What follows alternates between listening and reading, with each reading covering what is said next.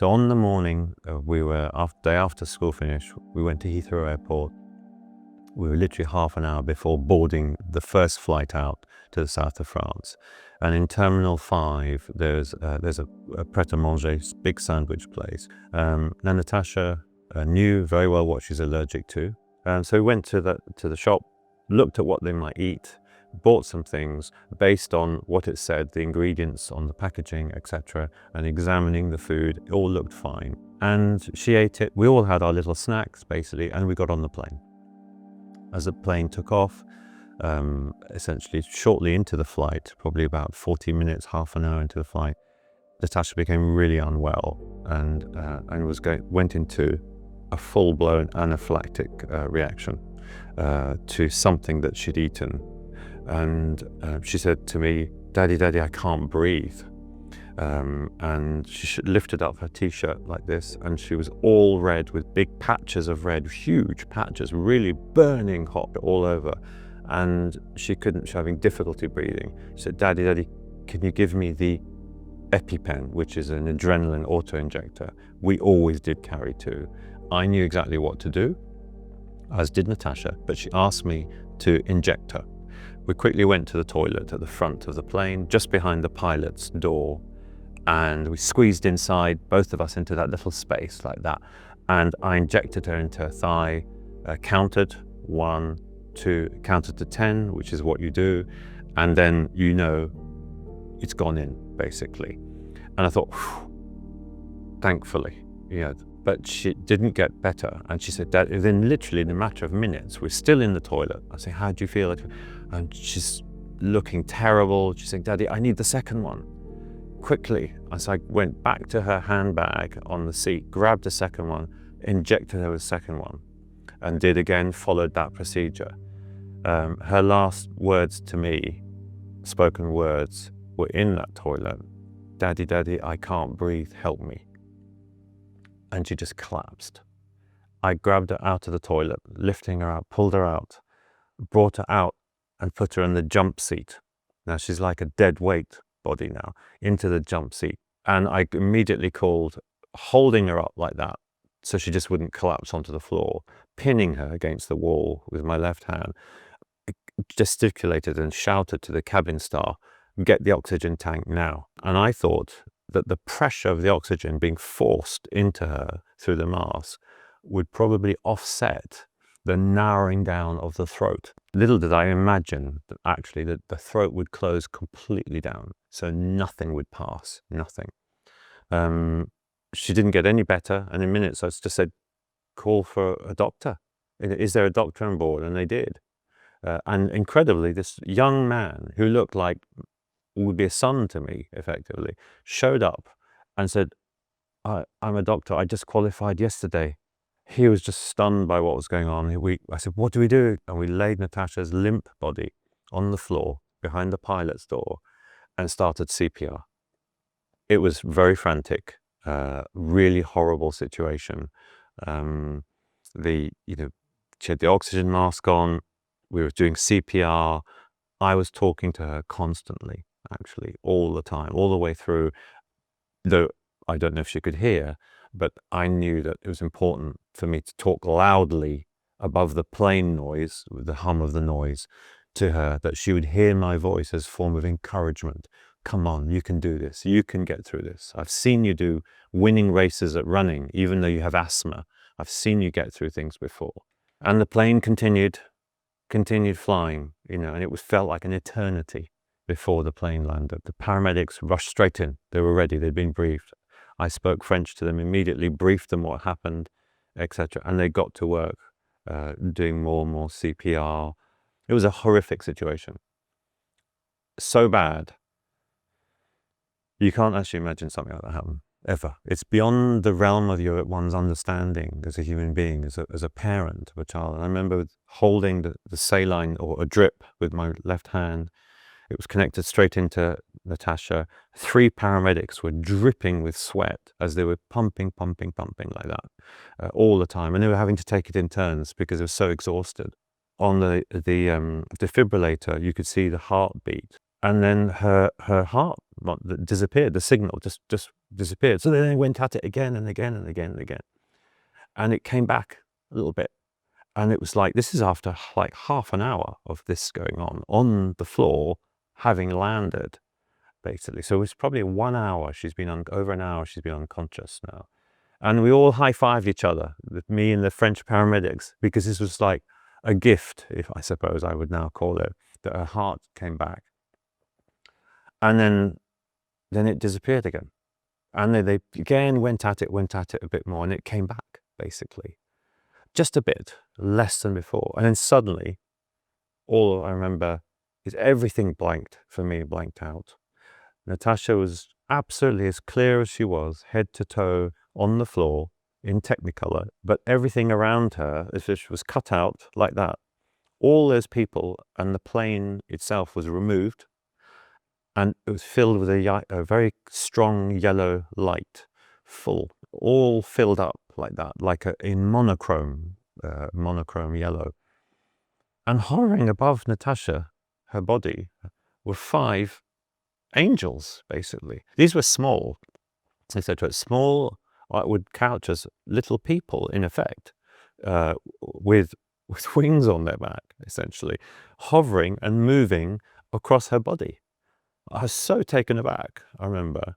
And I was still holding the saline solution here in my hand. And this hand, I'd been holding the frame of the door of the plane here, standing. And I just went, and I just whooshed them away, shouted, "It's not her time." And this was just a sort of spontaneous thing. I don't know why I said that.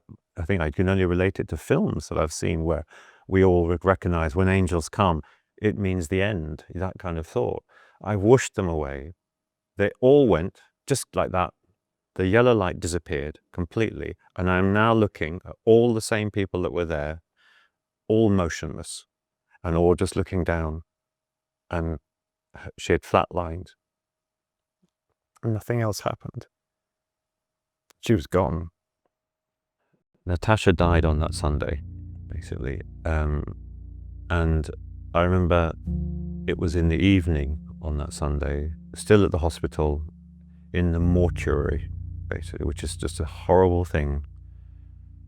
To have to turn your back for the last time on your dead child's body. I know you'll never see her again in that way is really difficult as a father, as a parent. I remember cutting a lock of her hair off. What else do you do? What do you do? And turning my back on her, walking away down the corridor. And I remember that vision so strongly that I wrote about it. And I emailed it to all my staff who had no idea what had happened, obviously. It was a Sunday, it's not a working day.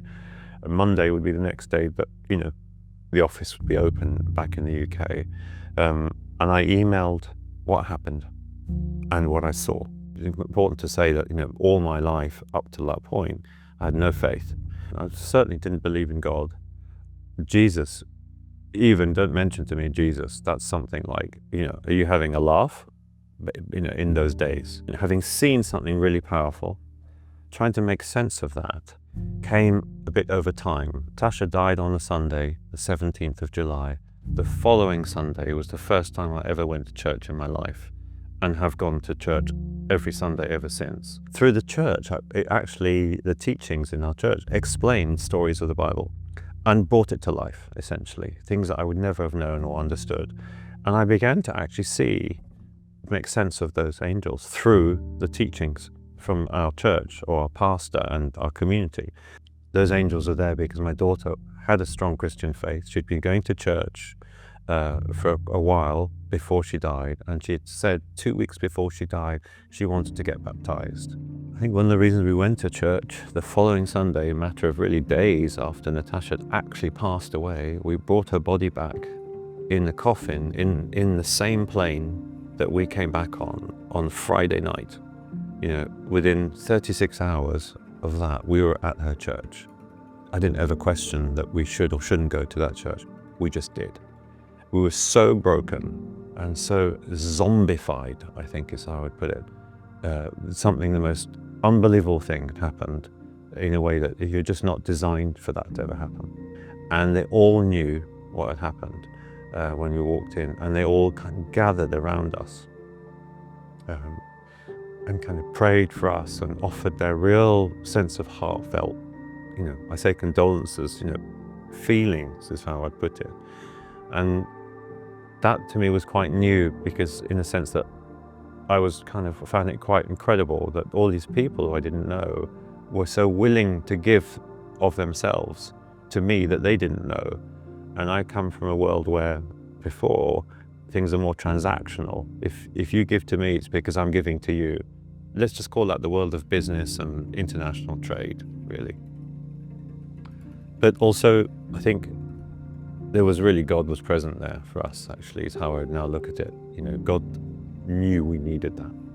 After that shock, which happens to all people through great trauma, that sort of starts to, as I say, wear off. Perhaps not wear off, but the anger comes in and overrides that. That anger was huge, and I did blame people for the death of my child, the company, etc., and the individuals there, because I knew something had gone wrong. I'd looked into it, and it was clear that shouldn't have happened. And for all the love and the way we'd lived our lives and got through for 15 years, to have that ripped away from you because what I blamed someone else at that time was just untenable. And that was boiling and boiling. And I railed and railed against God, really, in peaks and troughs, in fits, essentially. It felt uncontrollable. And I don't know if it's just expressing emotion, whatever it is, but it had to come out. It's one way of looking at it, etc. And when I think back now, my gosh, I don't think there's anyone that could have been more disrespectful to God and to Jesus than I was back then. At the same time, through understanding more about God, what the biblical passages effectively brought to life and to my understanding through the teachings of in our church and people around me, I began to realize I was someone effectively who was like a living person in the Bible. And I saw myself as being like one of those people. I recognized those stories as me. It was almost like I'd been taken out of the page, given a new name, and brought fast forward 2,000 years. I also identified that there were angry people in the Bible, all sorts of people. They too were able to be transformed. And I think bit by bit, God was working in me, taking away, literally dimming down that anger in one sense, and lighting up my life really more with his presence. Essentially, so as my darkness shrunk, by virtue perhaps of the light coming on it, I might look at it that way, essentially the light of God, that started to fill my heart, my mind, and that became the predominant part of my life. It really changed when I had this vision in church one day on a Sunday, which is when we were just a regular Sunday listening to the Word of God being preached. And I remember just having vision come past my face like a piece of theatre of me actually going up to the CEO of Pret-a-Manger, who I blamed entirely and was very angry with, and going up to him and putting my hand on his heart and saying, I forgive you for the death of my child. And this just vision then ended and just passed on, and I was back in the room listening to whatever our pastor was talking about. This was actually, in effect, a vision I now know given to me by God, essentially. And it actually happened 3 days later on the Wednesday morning, when I ended up meeting that person and other senior people in the world of food industry. At the end of that meeting, I went up to this man who I was before extraordinarily angry with, and through total calmness went up to him and put his hand on my hand here on his heart, this one on the shoulder, and said, I want you to know I forgive you for the death of my child. And I say this because you're a father of 2 daughters, and if you carry this burden, that burden will pass on to your children through different ways. I must forgive you so that your children can have the best life possible here on this earth, basically. And he's welled up in his eyes, etc. He really didn't see this coming. And I have to say, I didn't see myself doing that a week back. No chance, no chance. But when I said it to him, I didn't do it through gritted teeth. Very important. It wasn't a tick box exercise. It was heartfelt and meant. My heart had changed completely, and God had done that, because there's no way I could have done that on my own. It was heading completely the other direction. It was 1 month after Natasha's inquest, which had been a lot on TV and for about a week, etc. And I was at work. It was in the afternoon, and in October, it's kind of heading towards winter, so that the daylight hours are shorter, and it was quite dark because no lights were on, and we're surrounded by very large trees which block much of the light. And I remember someone had told me at lunchtime that day that they'd seen on the news the Prime Minister of the United Kingdom talk about Natasha. And when I was downstairs on my own, I found it overwhelming that our Prime Minister would talk about it, Natasha. And I felt in that sort of dark, slightly very low light, darkish space, no light on, I remember just praying in an empty room to give thanks to God. And I remember I was crying, overwhelmed with emotion, if you like, of thanks, kind of a strange, bittersweet happiness, but sadness at the same time. And holding my hands like this and just, thank you, God. And I remember crying and just speaking out aloud like that. And I was just probably covered all in tears. And I remember suddenly the room lit up in the same yellow light that I'd seen on the aeroplane, that soft yellow light, but bright yellow light, like someone had put the lights on, but without the kind of brightness, just filled uniformly with the same level of light, basically, and no single source point. So it's not that I could say, that's the sun and it's coming and beaming down here. It's all the same light everywhere. I remember seeing that.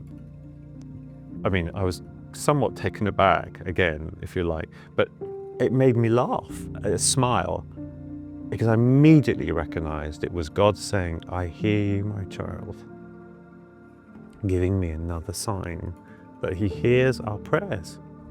And that's why, for these reasons, I know that God really, at least for me, and I'm sure it's for others, really, really does hear our prayers.